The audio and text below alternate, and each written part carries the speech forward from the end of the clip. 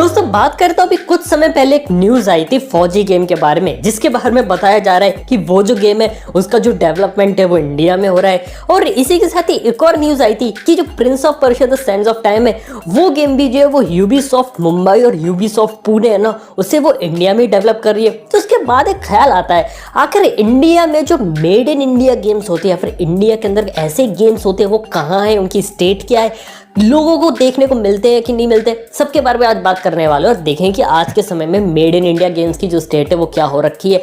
तो अगर आप गेमिंग वगैरह में इंटरेस्ट रखते हो तो पूरा वीडियो अगर एंड तक देखना, आपको काफी सारी एक्साइटिंग इन्फॉर्मेशन मिलेगी। भले कोई सा भी गेम खेलो, पीसी मोबाइल कंसोल वाला, लेकिन वीडियो को देखोगे ना तो काफी मजा आने वाला है। तो वीडियो को लाइक कर लो, चैनल को सब्सक्राइब कर लो। तो सबसे पहले बात करते हैं एक फौजी गेम के बारे में। अब फौजी गेम के बारे में क्लियर कर देना चाहता हूँ, ये एनकोर नाम की कंपनी बना रही है जो कि एक इंडियन कंपनी है बैंगलोर में, जिसकी पार्टनरशिप हो रखी है रोवियो कंपनी के साथ, जिसने एंग्री बर्ड्स बनाया है। और फौजी गेम के बारे में बात बता देना चाहता हूँ, अभी के समय जो इन्फॉर्मेशन है पता चलता है ये पबजी का कॉपी नहीं है, ये एक ओरिजिनल गेम होने वाला है। यहाँ तक ये बैटल रॉयल गेम भी नहीं होगा और ना ही इसके अंदर जो पहला मिशन होगा उसमें गन्स भी नहीं होंगी। ये काफी डिफरेंट टाइप का गेम होने वाला है, जैसे एंड्रॉइड प्लेटफॉर्म के लिए उतारा जाएगा और इसे इंडिया में डेवलप किया जा रहा है। खैर देखते आगे क्या होता है नहीं होता। बस इनकी गलती ये थी कि पबजी बैन होने की न्यूज का इन्होंने फायदा उठा के अपना गेम लॉन्च करने का और गेम को प्रमोट करने का तरीका देखा, तो इस तरीके से थोड़ा बहुत नेगेटिव बैकलैश भी देखने वाला। खैर जब ये गेम आएगा तो हम इसके बारे में बात करेंगे, लेकिन आज के समय इंडिया में पॉपुलर गेम्स की कैटेगरी में आ जाता है। इसके साथ ही अगर हम बात करें प्रिंस ऑफ पर्शिया के नए गेम के बारे में, क्योंकि ऐसा कहा जा रहा है कि उसका जो नया गेम है वो इंडिया में डेवलप हो रहा है। वेल काइंडा वो इंडिया में डेवलप हो रहा है, लेकिन वो कंप्लीटली नया गेम नहीं है। ये प्रिंस ऑफ पर्शिया का पुराना गेम है जिसको रीमास्टर इंडिया में यूबीसॉफ्ट पुणे, यूबीसॉफ्ट मुंबई कर रहे हैं। लेकिन इसके बारे में बात बता देना चाहता हूँ, ये तो यूबीसॉफ्ट है ना, ये एक इंडियन कंपनी नहीं है, ये बाहर की कंपनी जिसने इंडिया में अपनी ब्रांच खोल रखी है। ऐसे ही जीटीए के क्रिएटर रॉकस्टार स्टूडियोज के भी इंडिया में ब्रांच है।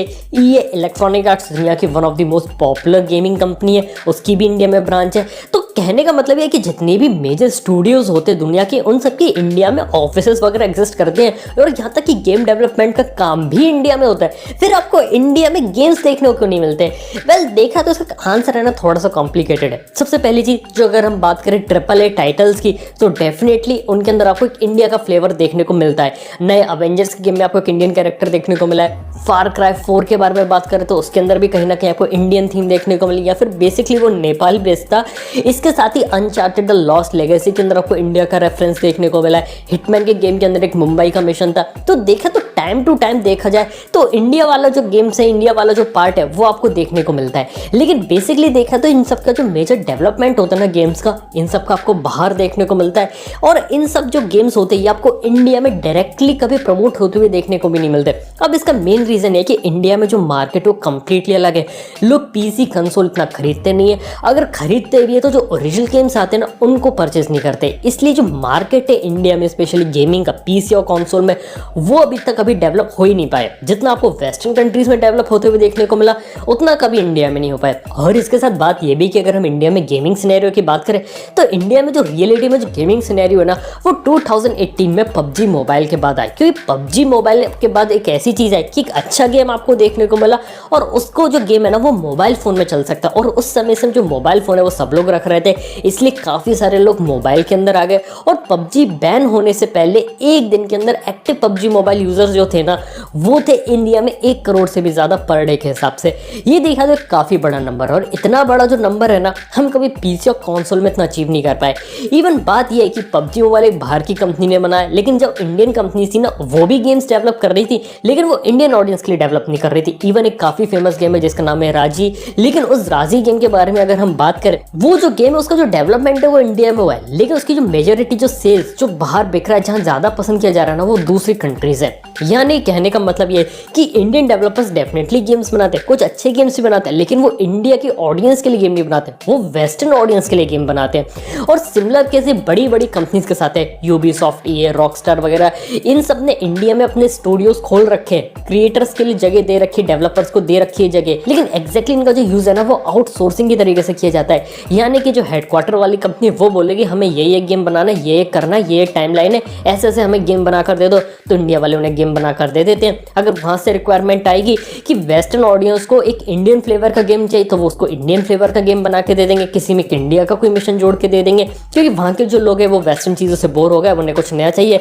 तो इंडिया वाली चीज़ों पर फोकस हो जाता है वहाँ पे, इसलिए इंडिया की कुछ चीज़ें एलिमेंट्स ऐड हो जाते हैं। लेकिन बात करें जो इंडियन डेवलपर्स है वो इंडिया के लिए गेम्स क्यों नहीं बनाते, उसका मेन रीज़न ये कि इंडिया में ज़्यादातर जो लोग हैं ना वो गेम्स के लिए पैसे नहीं देते हैं, और उसका एक बड़ा कारण ये कि इंडिया में अगर कोई डेवलपर इतनी मेहनत करके गेम बनाएगा और उसे जब पैसा मिलेगा ही नहीं, तो आखिर वो इंडिया में वाली ऑडियंस के लिए गेम डेडिकेटेडली क्यों बनाएगा। इसलिए मेजॉरिटी इंडियन डेवलपर्स जो है ना वो बाहर की ऑडियंस के लिए गेम बनाते हैं, और जो बड़ी बड़ी कंपनीज है ना वो भी इंडिया फोकस्ड गेम्स या फिर ऐसे गेम्स नहीं बनाती जो इंडिया में वो लेके आए या फिर इंडिया में उसे प्रमोट करें, क्योंकि उन्हें मालूम है कि इंडिया में इतनी सेल्स नहीं होती। इसलिए देखा जाए तो जितने भी बड़े बड़े AAA टाइटल्स होते हैं ना उनके अंदर भी जो गेम्स के अंदर जो डबिंग होती है ना वो हिंदी में देखने को नहीं मिलती। वहाँ पे आपको फ्रेंच, रशियन, स्पेनिश जैसी लैंग्वेजेस की डबिंग देखने को मिल जाती है, लेकिन हिंदी की डबिंग देखने को नहीं मिलती।